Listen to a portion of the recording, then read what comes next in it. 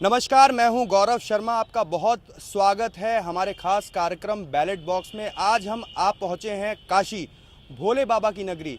मान्यताएं ऐसी हैं कि काशी की स्थापना खुद भोलेनाथ शिव शंभू शंकर भगवान ने की थी। और यहाँ की अगर बात करें, काशी की अगर बात करें, तो यहाँ गंगा है, वरुणा है।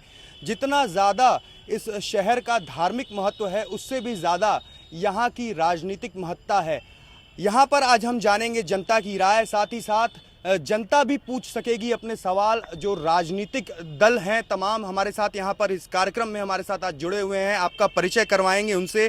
और सीधे सीधे आज तमाम जो वादे पिछले पुराने समय में किए गए थे राजनीतिक दलों द्वारा, आज जनता उसका हिसाब लेगी इस कार्यक्रम के जरिए। और सीधे सीधे आपके सामने हम इस बात की जो है पूरी कोशिश करेंगे, इस बात का ख्याल रखेंगे कि जितने भी दावे किए गए थे तमाम राजनीतिक दलों द्वारा, उनको पूरा किया गया कि नहीं। ये प्रधानमंत्री का संसदीय क्षेत्र है और तमाम अगर हम इसके इतिहास पर भी गौर करें तो कमलापति त्रिपाठी से लेकर के प्रधानमंत्री नरेंद्र मोदी तक, गंगा एक्शन प्लान से लेकर के नमामि गंगे तक, कितना कुछ बदला है काशी में, कितना परिवर्तन हुआ है, कितना विकास हुआ है।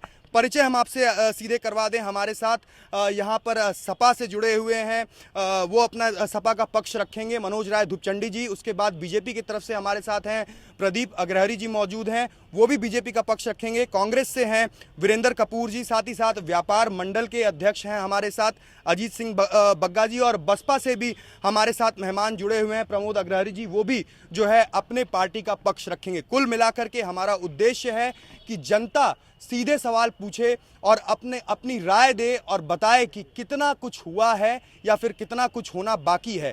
काशी अगर सीधे सीधे तौर पर देखा जाए तो यहाँ पर रेशमी कपड़े, हस्तशिल्प और हाथी दांत का मुख्य व्यापार यहाँ पर होता है। व्यापार का ये केंद्र है। कितना कुछ हुआ है, बुनकारी यहाँ पर है, तमाम ऐसी चीज़ें हैं जो हमारी संस्कृति और हमारी परंपरा से जुड़ी हुई हैं। लेकिन उसके बाद भी क्या वाकई में बदलाव आ पाया है, क्या वाकई में परिवर्तन आ पाया है? सबसे पहले हम चलते हैं, आपसे हम जानने की कोशिश करेंगे बहुत ही संक्षेप में। आगे 2017 विधानसभा का चुनाव है, क्या आपकी पार्टी जो दावा कर रही है, क्या आपकी जो पार्टी वादा कर रही है, क्यों आपको जनता वोट दे? हमें जनता हमारे कार्यों पे वोट देगी। बसपा के सरकार में शासन प्रशासन की व्यवस्था बहुत ही अच्छी होती थी, आज भी लोग उसे याद करते थे। कहीं भी किसी प्रकार का कोई अपराध नहीं होता था, अपराधी उत्तर प्रदेश के बाहर रहा करते थे। ऐसी सरकार थी बसपा की सरकार। और बसपा का विरोध नोटबंदी पे न होकर के उससे उत्पन्न हुए तमाम समस्याओं से है। चलिए, हम यहाँ पर व्यापार मंडल के अध्यक्ष हैं अजीत सिंह जी, उनसे भी बात करेंगे और जानने की कोशिश करेंगे। सर, कितनी समस्याएं रही? यहाँ का जो मुख्य व्यापार है वो दिनों दिन मरता जा रहा है, जो पुराने परंपरागत जो व्यापार हैं वो मरते जा रहे हैं। उसके लिए कितना प्रयास किया गया? जितनी भी सरकारें आई सबने अपने अपने हिसाब से दावा किया, लेकिन क्या वो दावे पूरे हुए? सभी सरकारों ने तो अपने हिसाब से जो भी किया अच्छा था। इस समय सबसे ज़्यादा दिक्कत व्यापारियों के सामने नोटबंदी से है। हम लोगों का कोई भी विरोध नोटबंदी पे नहीं है। काला धन निकले, भ्रष्टाचार खत्म हो, आतंकवाद खत्म हो, परंतु इन्होंने जो व्यवस्थाएं दी हैं उससे हम लोग असंतुष्ट हैं, व्यापारी असंतुष्ट हैं। क्योंकि व्यापारियों का व्यापार खत्म हो चुका है, बैंकों से पूरे तरह से धन नहीं मिल रहा है, व्यापारी आ नहीं रहे हैं, हर इंसान परेशान है। इसलिए इनको यह व्यवस्थाएं अच्छी करनी चाहिए। सर, ये तो मौजूदा जो स्थिति है उसकी आप बात कर रहे हैं, लेकिन अगर हम पुराने जो बात करें, जो व्यापार हैं, जो बुनकारी है, तमाम ऐसे जो व्यापार हैं जिनका कहीं ना कहीं पूरे भारत में ही नहीं पूरे विश्व में उसकी चर्चा है, ऐसे व्यापार क्या वाकई में उनका अस्तित्व खत्म होता जा रहा है दिनों दिन, या क्या कुछ करना चाहिए सरकार को? उसका अस्तित्व खत्म होता जा रहा है। सरकार को तत्काल नोटों की व्यवस्था करनी चाहिए, हर आदमी को सुविधा, उसके धन का लाभ मिले। पैसा हमारा है, हम उसको निकाल नहीं पा रहे हैं, यह जनता को कष्ट है। इसलिए सरकार को त्वरित कार्रवाई करनी चाहिए, न कि इसको वादों के ऊपर चलना चाहिए। चलिए, वीरेंद्र कपूर जी भी हैं हमारे साथ कांग्रेस से, उनसे भी हम बात करेंगे। सर, आपका नारा है 27 साल यूपी बेहाल, तो क्या लगता है इस बार आपको जनता अगर वोट देती है तो ये जो बदहाली है यूपी की, ये खत्म हो जाएगी? यकीनी तौर पे आप देखिए ना कि जब से कांग्रेस सत्ता से बाहर हुई है, उत्तर प्रदेश का विकास ठप हो गया है। न कोई सड़क, न कहिए कि कानून व्यवस्था की स्थिति बहुत खराब है, कोई इंडस्ट्री जितनी लगी थी वो इंडस्ट्री बंद हो गई, इंडस्ट्री नहीं आना तो दूर की बात है। तो हमारा ये मानना है कि ये जात धर्म की राजनीति से जब हम ऊपर उठेंगे, और बनारस में खासकर मैं काशी की बात करूं तो यहाँ पे प्रधानमंत्री का भी क्षेत्र है, उसके बावजूद बनारस इतना बदहाल है कि दावों और ज़मीनी हकीकत में बहुत ज़बरदस्त अंतर है। तो हम उन सब कमियों को दूर करके विकास को प्रथम हमारा मुद्दा है, जो कांग्रेस ने हमेशा किया है, चाहे वो बुनकरों के लिए हो, चाहे व्यापारियों के लिए हो, हर तबके के लिए हमने विकास किया है। और विकास का हमारा मानना है कि जितनी भी बिजली परियोजनाएं लाई हुई इस प्रदेश में कांग्रेस के शासन की लाई, उसके बाद बिक गई परियोजनाएं, जितने भी धागा मिले हैं वो कांग्रेस के द्वारा लाई गई हैं। जो भी चीज़ें लाई गई हैं, जो विकास हुआ कांग्रेस के शासन में हुआ, उसके बाद से उत्तर प्रदेश का विकास ठप हो गया है। और उसी पुराने दिन को हम लाने की, जो प्रदेश जहाँ पे प्रधानमंत्रियों की श्रृंखला है, वो प्रदेश आज बिहार के बाद अगर उसका नंबर आ रहा है तो बड़ा ही सोचनीय विषय है। और इनको हम दूर करने के लिए हम कांग्रेस जनता के साथ, जनता के मिलकर, और जनता का हमसे समझौता जनता का है, हमारा जनता से समझौता, और जनता हमको पसंद कर रही है और जनता चाह रही है कि कांग्रेस फिर से वापस आए। चलिए हम आपके पास आएंगे प्रदीप अग्रहरि जी। 2014 में जनता ने जबरदस्त समर्थन किया बीजेपी का, जबरदस्त कहा जाए तो एक आंधी चली, जिसको कहा गया तूफान भी कहा गया, तमाम जो नाम दिए गए, मोदी की लहर तक बताई गई। क्या लगता है 2017 विधानसभा चुनाव में भी आप पर जनता विश्वास करेगी, और क्यों करेगी ये बताएं। बिल्कुल विश्वास करेगी। हम अपने सुशासन और विकास की वजह से हम जनता के बीच में फिर जाएंगे और पूरी मेजॉरिटी के साथ उत्तर प्रदेश में सरकार बनाएंगे। चलिए हमारे साथ मनोज राय धूपचंडी जी हैं, जो सपा का पक्ष रखेंगे। सर, लॉ एंड ऑर्डर एक बहुत बड़ी समस्या है, भ्रष्टाचार एक बहुत बड़ा कारण है, जिसके वजह से विपक्षी जो है वो लगातार, जो युवा मुख्यमंत्री हैं अखिलेश यादव, उनको घेरने की कोशिश कर रहे हैं। क्या लगता है इस बार क्या होने वाला है? देखिए, सबसे पहले तो मैं आपका धन्यवाद दूंगा कि आपने यहाँ इस तरीके की चर्चा रखी है। जहाँ तक सवाल भ्रष्टाचार का है, मैं समझता हूँ कि इतनी साफ और सुथरी सरकार आज़ादी के बाद कभी देश में आई नहीं। और लॉ एंड ऑर्डर का जहाँ सवाल है, जितना सुधार हम लोगों ने किया है, आप ये देखिए कि यूपी डायल 100 पूरे विश्व में स्कॉटलैंड की सबसे तगड़ी पुलिस मानी जाती है, तेज तर्रार मानी जाती है। उसके टक्कर के चीज़ों को लेके आए हैं कि अगर आप कोई शहर में कोई घटना हो जाए 5 से 7 मिनट के अंदर, और देहात में 10 से 15 मिनट के अंदर लोग पहुंच जाएं। बहुत बड़ा प्रदेश है, और इतनी बड़ी सुविधाओं का संजाल फैला करके, इतने सोच और इतने विजन के सिर्फ अखिलेश यादव हो सकते हैं। और जनता पूरी तरीके से तैयार है उनको दोबारा मुख्यमंत्री के पद पे बनाने के लिए। जहां तक अभी भारतीय जनता पार्टी के सुशासन और तमाम बातें कर रहे थे, मैं पूछना चाहूंगा, प्रधानमंत्री जी का क्षेत्र है, कोई एक काम बता दे जो इन्होंने पूरा किया है। अगर एक काम ये बता देंगे कि 3 साल में इन्होंने कोई पूरा किया है, तो ये पूरा नहीं कर रहे हैं। ये अंडरग्राउंड वायरिंग बिजली होनी थी, आज तक नहीं हुआ। इनके मंत्री आए, उत्तर प्रदेश की सरकार से काम छीन करके भारत सरकार को दिया, और 15% से ज्यादा काम आज तक नहीं हुआ। नमामि गंगे का इन्होंने अलग मंत्रालय बनाया, लेकिन आज तक कितनी बार मंत्री आए और उस पर कितना काम हुआ। इसके अलावा सीसीआर फंड जो इनके होते हैं, उसको लेकर के लगातार इनके तमाम कंपनियां आती हैं यहाँ, लेकिन कहीं कुछ दिखाई नहीं देता। और आप देखिएगा आने वाले समय में गुजरात के सांसद आकर के उसका पर्यवेक्षण करते हैं, बहुत बड़े घोटाले के रूप में बनारस में ये साबित होगा जो कंपनियों का फंड है। बिल्कुल, आपने जो आरोप लगाया है जवाब तो देना ही होगा, लेकिन आज जवाब मांगेगी जनता। हमारे साथ जो ये जनता मौजूद है वो आज जवाब पूछेगी, और देना भी पड़ेगा, क्योंकि जनता एक ऐसी शक्ति है जो कहीं ना कहीं वक्त दर वक्त सभी राजनीतिक दलों को जरूरत पड़ती आई है। वादे भी किए जाते रहे हैं। क्या लगता है सर, कितने वादे पूरे हुए हैं, कहाँ कमी रह गई, किससे कमी रह गई? इस समय मेन विषय है नोटबंदी का। जो चीज़ें मैं अपने प्रदीप जी से पूछना चाहूँगा, व्यापारियों के बीच में जाके देखें, शहर के हर व्यापारी बड़ी गद्दियों पे जाके देखें, छोटी गद्दियों पे जाके देखें, कहीं भी ऐसा लगता है कि कोई व्यापारी कहता है कि मेरी दुकानदारी बहुत बढ़िया है। हर व्यापारी यही कहता है कि मैं 30% पे आ गया हूँ, 20% पे आ गया हूँ। रह गई चेकों से पेमेंट करने के लिए, तो चेक की अप्लाई की जाती है, तो चेकें भी 15 दिन बाद आती हैं, चेक तक लोगों के पास नहीं है। ऐसे में व्यापारी लोग करें तो क्या करें? चलिए, ऐसे आज की अगर बात करें तो सबसे बड़ा जो मुद्दा है वो नोटबंदी का है, और सवाल भी जो है वो प्रदीप अग्रहरि जी से पूछा गया है। सर, क्या जवाब है? जिस तरीके से व्यापारियों को दिक्कत आ रही है, जिस तरीके से लोगों को दिक्कत आ रही है, ये फैसला क्या वाकई आम जनता के हित में है? इससे कुछ परिवर्तन होने वाला है? ये 70 सालों का भ्रष्टाचार माननीय प्रधानमंत्री जी ने खत्म करने का काम किया है। आज नोटबंदी पे 95% भारत की जनता माननीय प्रधानमंत्री जी के साथ है। माननीय प्रधानमंत्री जी ने 50 दिन मांगे हैं, अभी तो 20 दिन हुए हैं। 50 दिन बीतने दीजिए, सब समस्याएं दूर हो जाएंगी। चलिए, यहाँ पर हमारे साथ जो जनता जुड़ी हुई है उनसे हम कहेंगे कि जरूर अपने सवाल को रखें, लेकिन यहाँ पे आज हो रही है बात काशी की, और काशी में क्या समस्याएं हैं, यहाँ पर क्या दिक्कत है, किसने क्या वादा किया था और वो पूरा नहीं किया। फिर से चुनाव आने वाला है और तमाम जो राजनीतिक दल हैं वो ज़रूर जनता के आगे एक बार फिर से जाएंगे और अपने वादों को रखेंगे, अपने दावों को रखेंगे, लेकिन कितना वो सब जो था वो पूरा हो पाया है, कितने वादे पूरे हो पाए हैं, क्या लगता है कहाँ कमी रह गई। यहाँ पर तमाम जो व्यापार हैं, तमाम हर सुविधाएं हैं, गंगा है, घाट है, क्या हुआ अब तक, कितना परिवर्तन हुआ। बस प्रधानमंत्री नरेंद्र मोदी जी आते हैं और साफ सुथरी जगह पे झाड़ू लगा के जनता को बेवकूफ़ बना के चले जाते हैं। 3 सालों के कार्यकाल में उन्होंने एक भी कार्य ऐसा नहीं किया जिससे जनता उनकी प्रशंसा करे, और यहाँ पे जनता को छलने का काम किया है, जनता के साथ छलाव किया और आगे भी लालच दे रहे हैं छलाव करने का। और ये नोटबंदी तो ऐसा बंद कर दिया कि जनता घर में कैद हो गई, जनता आलू प्याज खरीदने तक के लिए महंग हो गई। वो अपने ही पैसे को निकालने के लिए लोगों को मायूसी झेलनी पड़ रही है, सड़कों पे उतरना पड़ा है, लेकिन इतनी हिटलर शाही हो चुकी है कि जनता कुछ करने से पहले ये सोच रही है कल क्या होगा, कल क्या होगा, परसों क्या होगा। इतनी जनता डरी हुई और सहमी हुई है ये हिटलर नरेंद्र मोदी से। काशी की बात करें, लॉ एंड ऑर्डर पूरे प्रदेश की अगर हम बात करें तो कहीं ना कहीं एक बहुत बड़ा सवालिया निशान भी, किस तरीके से यहाँ पर आम जनता सेफ है, कहाँ कमी है, क्या वाकई में लॉ एंड ऑर्डर बेहतर हुआ है, कहाँ पहुँचा है उत्तर प्रदेश और उत्तर प्रदेश के तमाम जिले या फिर शहर।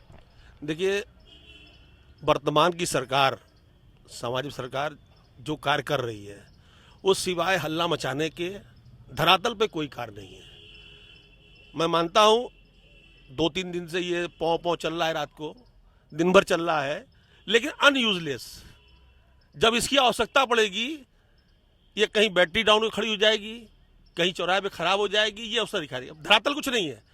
यदि इनका विकास होता, वास्तविक विकास होता, तो ये मोबाइल बांटने की बात बिल्कुल नहीं करते। इनको अपने विकास में ही विश्वास नहीं है।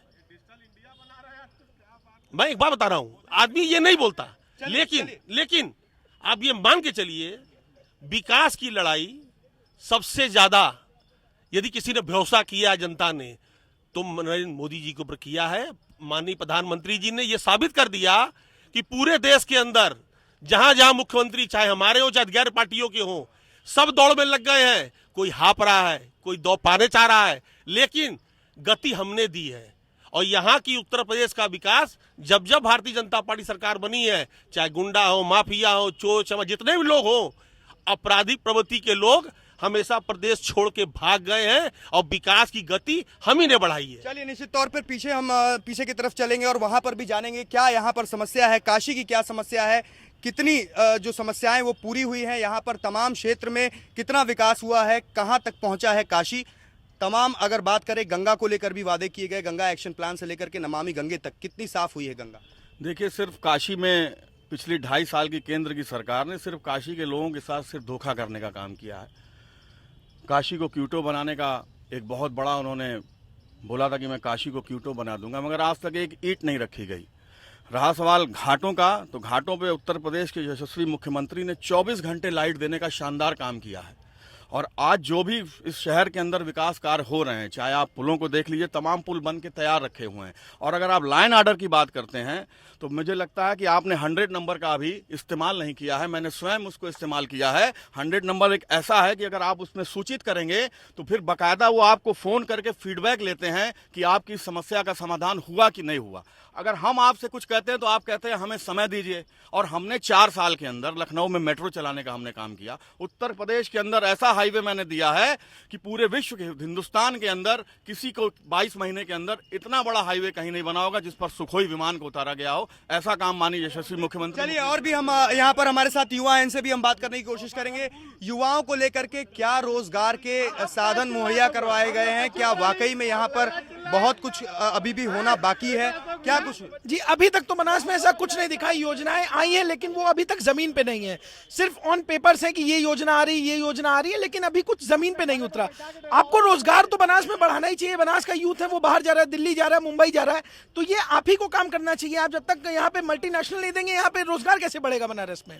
कहीं ना कहीं रोजगार की भी बहुत बड़ी जरूरत है यहाँ पर। तमाम, अगर हम बात करें राज्य सरकार हो या फिर केंद्र सरकार हो, तमाम वादे किए जाते हैं लेकिन अभी भी जनता कहीं ना कहीं संतुष्ट नहीं है। फिर हम और भी यहाँ पर हमारे साथ लोग हैं, उनसे भी हम बात करेंगे। सर, क्या कमी आपको दिखाई देती है, कहाँ पर सुधार होना है? क्योंकि यहाँ पर व्यापार भी है, जो बुनकारी है, तमाम चीज़ें, युवाओं के लिए रोजगार है, घाटों के निर्माण की बात हुई थी, गंगा सफाई की बात हुई थी, कितना कुछ बदला है, कितना कुछ परिवर्तन आया है?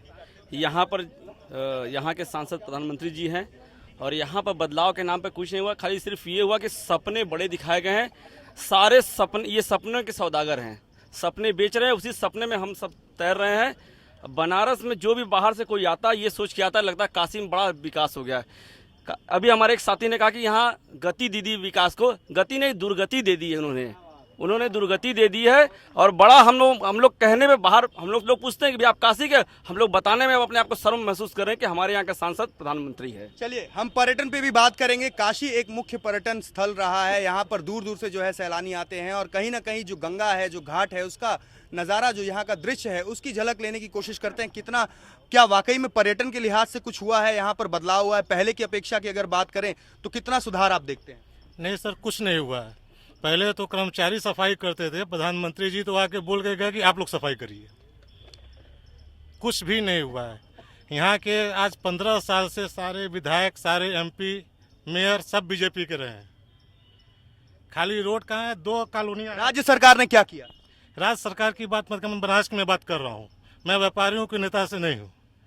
2 कॉलोनियाँ आपके सामने हैं, गांधीनगर और चंद्रिका नगर। गांधीनगर में मेयर है तो गांधीनगर के रोड क्लियर है। सामने चंद्रिका नगर इससे बड़ी कॉलोनी है, अब आंख बंद करके पैदल नहीं चल सकते। चलिए, तो कहीं ना कहीं जरूर ये एक पक्षपात का भी आरोप लगता रहा है। काशी की अगर बात करें तो यहाँ पर एक ये धारणा बन गई है आम जनता के बीच में कि कहीं ना कहीं काशी का जो विकास है वो केंद्र और राज्य के बीच में टल रहा है और कहीं ना कहीं ये जो गतिरोध है ये काशी को और पीछे ले जा रहा है। और भी लोग यहाँ पर हमारे साथ हैं। सर, क्या लगता है, तमाम जो योजनाएं हैं राज्य सरकार की हो, केंद्र सरकार की हो, कितना कुछ बदला है काशी में और कितना विकास हुआ है? नहीं, सच्चाई तो सही है कि जो भी केंद्र सरकार की या राज्य सरकार की जो भी योजनाएं रही हैं वो इधर के विगत दिनों में सामने आई हैं, लेकिन अभी धरातल पर उनको आने में भी समय लगेगा। अभी तक जो बनारस में तमाम स्तरों पर जो कार्य हुए हैं, चाहे वो रोड का हो, चाहे वो गंगा सफाई का हो, या वो घाट की सफाई का हो, या पर्यटन को लेकर के हो, अभी मात्र केवल 20 से 25% ही धरातल पर काम दिखा है। अभी और आगे काम बहुत कुछ होना चाहिए जो अभी काशी को ज़रूरत है। आपको क्या लगता था, क्या कुछ वाकई में विकास किस तरीके से होना चाहिए था या फिर नहीं हो पाया, या फिर कहाँ पर कमी है? विकास तो होना चाहिए था, कमी रह गई है केंद्र सरकार की तरफ से भी और राज्य सरकार की तरफ से भी। तो उसमें कुछ तो बनारस के लोगों का भी समर्थन मिलना चाहिए, हमें भी साथ देना है। जैसे मुद्दा है सफाई का, आप बनारस की गलियों में कहीं भी चले जाइए, हर जगह गंदगी मिलती है। तो उसके लिए प्रधानमंत्री आके हर जगह झाड़ू नहीं लगाएंगे या हमारे मुख्यमंत्री आके झाड़ू नहीं लगाएंगे। काम हमें करना है, हमें भी सफाई रखनी है, उसका पूरा जो जिम्मा है वो हमारा भी है। शहर हमारा है, हम नहीं रखेंगे तो कौन रखेगा? तो बनारस के लोग भाग रहे हैं उस चीज़ से, सिर्फ थोप करके कि हाँ मोदी जी झाड़ू लगा के चले गए, जहाँ सफाई थी वहाँ लगा के चले गए, जहाँ गंदगी नहीं थी वहाँ नहीं किया। हमारा आपका क्या जिम्मा है? हम भी कर सकते हैं, हमारा शहर है, हम भी उसको साफ रख सकते हैं। तो जिम्मेदारी हमारी भी बनती है, ना कि सिर्फ सरकार की बनती है। चलिए, बहुत महत्वपूर्ण बात यहाँ पर कही गई है, जन जागृति की बात। कितना हम खुद अपने शहर को साफ रख सकते हैं। यहाँ पर कुछ युवा भी हमारे साथ मौजूद हैं। यहाँ पर बनारस संसदीय क्षेत्र है प्रधानमंत्री का, यहाँ से स्वच्छ भारत अभियान की शुरुआत की गई थी 80 घाट से। कितना कुछ परिवर्तन आप देखते हैं स्वच्छता के क्षेत्र में? जी, परिवर्तन तो बहुत हुआ है। जैसे कि हम लोग आज ही अगर यूथ और सब लोग अगर साथ दे के चलेंगे प्रधानमंत्री जी का, तो बहुत अच्छा हम लोग चेंज कर सकते हैं। लेकिन अगर वो हम लोग ये सोचे कि नहीं वो ही करवाएंगे सब कुछ, तो ऐसे कुछ भी चेंज नहीं होगा। आप बताइए, आपको कहाँ लगता है कमी रह गई? कमी तो बहुत जगह ही रह गई है वैसे। हाँ, कोई गंगा सफाई में सिर्फ एक ही बार गंगा सफाई हुई है, उसके बाद जो है कोई भी रूल फॉलो नहीं कर रहा है। इसके लिए भी जो है कि लोगों को आगे आना चाहिए। बिल्कुल, निश्चित तौर पर जनता का साफ तौर पर यही कहना है कि कमी बहुत जगहों पर है। सबको, न सिर्फ सरकार को बल्कि जनता को भी कहीं ना कहीं जो है आगे आना पड़ेगा, चाहे वो केंद्र सरकार हो, राज्य सरकार हो, उसका साथ देना पड़ेगा। और भी हमारे साथ यहाँ पर लोग जुड़े हुए हैं, उनसे भी बात करेंगे और जानने की कोशिश करेंगे कि क्या आने वाले दिनों में जिस तरीके से वादे किए जा रहे हैं स्मार्ट सिटी को लेकर के, क्योटो को लेकर के या फिर गंगा सफाई को लेकर के, क्या बदल पाएगा बनारस, क्या बनारस का विकास हो पाएगा। सर, आपसे जानने की कोशिश करेंगे, क्या आपको उम्मीद है आने वाले वक्त में कुछ बदलेगा, क्योंकि जिस तरीके से जो है वादे किए जा रहे हैं, अब चुनाव एक बार फिर से सर पर है, 2017 विधानसभा चुनाव, तो क्या लगता है सब महज वादे रह जाएंगे या फिर कुछ काम भी होगा? देखिए, पहला सवाल तो ये है कि जो आपने काशी के विकास के संबंध में प्रश्न पूछा था, मौजूदा जो समस्या जो वाराणसी की है, वो प्रदेश और केंद्र की दो सरकारों के बीच की जो दूरियां हैं, वो तमाम अव्यवस्थाओं को उत्पन्न कर रही हैं। ये दो सरकारें यहाँ चूंकि केंद्र की अलग व्यवस्थाएं आ रही हैं, प्रदेश की अलग हैं, दोनों का समन्वय न होना, यहाँ की जनता उस खामियाज को भोग रही है। रही बात कि जो गंगा के बारे में, गंगा का जो मैंने देखा था अभी 2 साल पहले तक, जब बाढ़ आती थी और उसके बाद जो सफाइयाँ होती थी, महीनों महीनों 4-4 महीने 3-3 महीने लग जाते थे। इस बार थोड़ा सा सफाई देखने को मिला है। और जहाँ तक अपराध का सवाल है, 8 नवंबर के बाद पूरे देश में मुद्रा सड़क पर नहीं है, इसलिए अपराध बंद है, चाहे वो प्रदेश का हो चाहे कहीं का हो। चूंकि वो मुद्रा ही नहीं है तो अपराध होगा कहाँ। अपराध पर नियंत्रण करना, ये क्षमा चाहूँगा अपने साथियों से भी कि अपराध जो है हमेशा एक बड़ी अपराध की श्रृंखला जो रही है, हमारे युवा मुख्यमंत्री जी हैं, मैं उनसे अपेक्षा भी रखता हूं। ऐसी बात नहीं है कि उन्होंने वरुणा के ऊपर जो कार्यक्रम किया, एक अच्छा कार्य किया। एक तरफ गंगा का प्रोजेक्ट हमारे प्रधानमंत्री जी ने चलाया, लेकिन वही कहा कि दोनों के जो समन्वय में है, ये दोनों का आपसी समन्वय न होना एक हमारे वाराणसी की जनता का दुखद प्रसंग है। चलिए, निश्चित तौर पर तो कहीं ना कहीं जनता का ये कहना है कि समन्वय जो है दोनों सरकारों के बीच वो होना चाहिए, और हमारे पास वक्त की बेहद कमी है, इसलिए हम फटाफट तमाम जो यहाँ पर राजनीतिक दल के जो लोग बैठे हुए हैं उनसे जवाब लेने की कोशिश करेंगे। सर, लॉ एंड ऑर्डर, यहाँ हमने बात की जनता से, लॉ एंड ऑर्डर एक बहुत बड़ी समस्या है, किस तरीके से सुधारेंगे? आगे चुनाव आ रहा है, जनता को किस तरीके से विश्वास दिलाएंगे कि जनता उत्तर प्रदेश की वो सेफ रहेगी और सुरक्षित रहेगी? मैं फिर दोबारा आपको दोहराना चाहूँगा कि उत्तर प्रदेश में जितनी अच्छी कानून व्यवस्था है, मध्य प्रदेश में नहीं है, राजस्थान में नहीं है, लेकिन ये भारतीय जनता पार्टी के लोग, ये लोग जुमले वाले लोग हैं, ये जुमले की सरकार चला रहे हैं केंद्र में। 1 रैंक 1 पेंशन की बात में जब सेना ने आत्महत्या करने लगा तो इन्होंने कहा देशभक्ति का मुद्दा चला जाएगा, तो फिर ये नोटबंदी लेकर के आए। इन्होंने चुनाव में वादा किया था कि हम महंगाई कम करेंगे, महंगाई कम नहीं किए। इन्होंने चुनाव में वादा किया था कि हम 15 लाख रुपया गरीब के खाते में डालेंगे, प्रत्येक आदमी के खाते में डालेंगे, इन्होंने खाते में पैसे नहीं डाले। इस तरीके के तमाम ऐसे कार्यक्रम जो इन्होंने वादा किया था वो पूरा नहीं किया। वहीं समाजवादी पार्टी ने जो चुनाव घोषणा पत्र किया था उससे बढ़ करके काम किया। पढ़ने वाले लड़कों को लैपटॉप दिया, जिसकी नकल रमन सिंह कर रहे हैं, छत्तीसगढ़ के भारतीय जनता पार्टी के मुख्यमंत्री। अभी झारखंड के मुख्यमंत्री का प्रतिनिधिमंडल आया था यहाँ। मैं आपको कहना चाहूंगा कि जिस तरीके की सड़कें बनी हैं उत्तर प्रदेश में, आप बनारस में देख लीजिए। मैं सिर्फ ये कहना चाहता हूं कि जितनी भी सड़कें चौड़ी हुई हैं वो किसने कराया है? अखिलेश यादव जी ने कराया है। जितने पुल बन रहे हैं, फ्लाईओवर बन रहे हैं, किसने किया है? अखिलेश यादव जी ने किया है। मोहन सराय से कैंट तक 4 लेन किसने किया है? अखिलेश यादव जी ने किया है। और तो और भदोही से 4 लेन बाबतपुर अखिलेश यादव जी ने किया। इसके अलावा ऊर्जांचल जो इस देश की प्रदेश की राजधानी है ऊर्जा की, वहां भी 4 लेन अगर सड़क बनाने के बाद, आजादी के बाद किसी ने किया तो अखिलेश यादव जी ने किया। ये लोग सिर्फ पहले जुमले से काम चलाते थे, अब आंसू गिरा करके लोगों को बेवकूफ बनाने का काम कर रहे हैं। तमाम दावे एक बार फिर से किए जा रहे हैं, लेकिन कितना दम है इन दावों में? प्रदीप अग्रहरी जी, तमाम सवाल उठ रहे हैं, प्रधानमंत्री का संसदीय क्षेत्र है, अगर कोई नजीर यहाँ से पेश आप नहीं कर पाए तो किस तरीके से आप आगे के चुनाव में जाएंगे? जनता से किस आधार पर वोट? जैसा कि अभी हमारे मित्र ने कहा कि कानून व्यवस्था यहाँ बहुत बेहतर है, तो आप भी जान रहे हैं जब मुकदमा ही दर्ज नहीं होता तो कानून व्यवस्था कहाँ से बेहतर होगा? जहाँ से केंद्र से हमारे विकास की गति है। आप मड़ुआडी रेलवे स्टेशन देखिए, जो लोग एयरपोर्ट गए होंगे, वो फ्लाईओवर बन रहा है, कितनी तेज गति से काम हो रहा है। और जो उत्तर प्रदेश में विकास का कार्य रुका हुआ है 15 सालों से, आज हम लोग प्रदेश में सरकार बनाने जा रहे हैं, सपा जा रही है, भाजपा आ रही है, तो जब यहाँ उत्तर प्रदेश में भाजपा की सरकार बनेगी, विकास गति दुगने रफ्तार से तेज होगी और ये देश की जनता को राहत मिलेगी।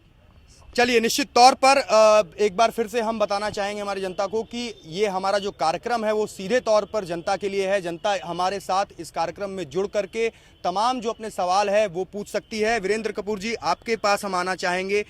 तमाम जो बातें किए जा रहे हैं, बीजेपी की तरफ से हो, सपा की तरफ से हो, ऐसे में कांग्रेस भी 27 साल यूपी बेहाल का नारा जो लेकर के आगे आ रही है, क्या लगता है इस नारे में कितना दम है? जनता कितना कनेक्ट कर पाएगी? देखिए, जनता 27 साल में यूपी का क्या हाल हुआ, ये जनता अच्छी तरीके से जान रही है। वो प्रदेश जो देश के अग्रणी प्रदेशों में था, आज उसकी क्या बुरा हाल है। बनास में क्योटो का एक वादा हमारे प्रधानमंत्री जी ने किया था, बड़े लंबे लंबे सपने दिखाए थे, महंगाई खत्म हो जाएगी, काला धन ले आएंगे, 15 लाख रुपए हर आदमी के अकाउंट में जाएगा, और तरह तरह की बातें। तो जुमले करने में वो माहिर है, कोई बात नहीं, जुमले उन्होंने किया, लेकिन हकीकत में कुछ नहीं। हमने आरटीआई के थ्रू मांगा था, तो नगर निगम से हमको मिला कि ऐसा कोई एग्रीमेंट उनके पास नहीं।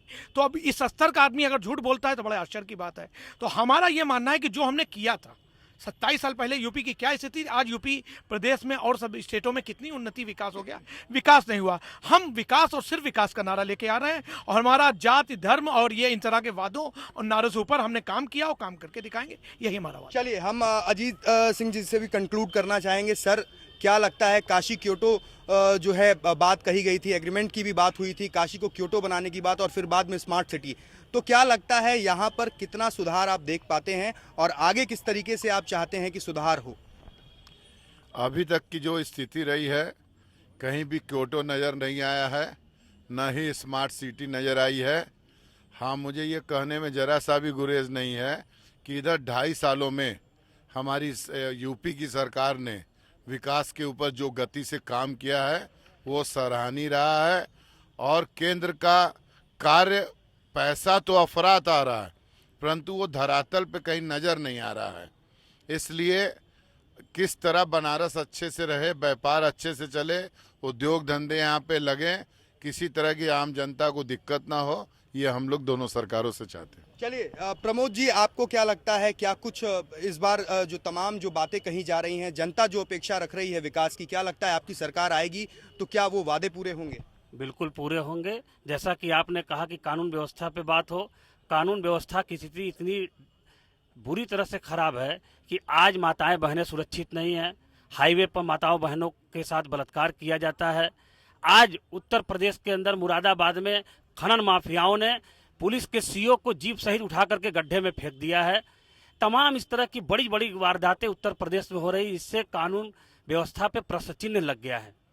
और जब हमारी सरकार आएगी, बसपा की सरकार आएगी, तो कानून व्यवस्था पूरे उत्तर प्रदेश में नहीं पूरे दुनिया में, बहन मायावती का नाम लोग लेते हैं कि कानून व्यवस्था जितना उनके कार्यकाल में अच्छा होता है, किसी के कार्यकाल में उतना अच्छा नहीं होता है। चलिए, तो ये थी हमारे साथ काशी की जनता, जिसने अपनी बात रखी, यहाँ की जो परेशानी है उसके बारे में बताया। साथ ही साथ हमारे साथ तमाम नेता जुड़े हुए थे, तमाम राजनीतिक दल के लोग जुड़े हुए थे, जिन्होंने अपनी बात रखी है। अब आने वाले समय में किस तरीके से इन वादों पर, एक बार फिर से 2017 विधानसभा चुनाव सर पर है, अब ऐसे में क्या कुछ होगा, क्या तमाम जो सियासी दल हैं वो जनता की कसौटी पर खड़े उतर पाएंगे और जनता उनसे संतुष्ट हो पाएगी, ये ज़रूर देखना होगा। एक बार फिर हम आपसे इजाज़त चाहेंगे, फिर आपसे मुलाकात होगी किसी और शहर में और तमाम जनता के साथ, और फिर वहां पर हम ये जानने की कोशिश करेंगे कि किस तरीके से विकास हुआ है या फिर आने वाले समय में कितना कुछ विकास होना बाकी है।